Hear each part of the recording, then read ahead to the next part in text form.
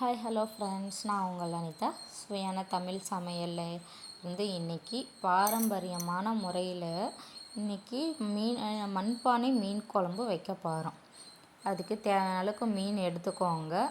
இப்போ அடுப்பில் சட்டியை வச்சு சட்டி நல்லா காஞ்சதுக்கப்புறம் தேவையான அளவுக்கு எண்ணெய் ஊற்றி தாளிப்பு வடகம் போட்டு சின்ன வெங்காயம் பூண்டு கருவேப்பிலை போட்டு நல்லா வதக்கிக்கோங்க. வதக்கினதுக்கப்புறமா பெரிய வெங்காயமும் தக்காளியும் எடுத்து வச்சுருக்கேன். அதுவும் போட்டு உப்பு போட்டு நல்லா வதக்கிக்கணும். வதங்கினதுக்கப்புறமா கொஞ்சம் இஞ்சி பூண்டு பேஸ்ட்டு போட்டு அதுவும் பச்சை ஸ்மெல் போனதுக்கப்புறம் மஞ்சத்தூள், குழம்பு மிளகாய்த்தூள், தனி மிளகாய்த்தூள், நான் இதை 3 மட்டும்தான் எடுத்துருக்கிறேன். உங்களுக்கு தேவையான அளவுக்கு எடுத்துக்கோங்க. இதுவும் போட்டு நல்லா வதக்கிட்டு ஒரு பக்கம் வந்து நான் புளி தண்ணியை ஊற வச்சுருக்கேன். உங்களுக்கு தேவையான அளவுக்கு புளி ஊற வச்சுக்கோங்க. நான் ஒரு சின்ன லெமன் சைஸு புளி ஊற வச்சுருக்கேன்.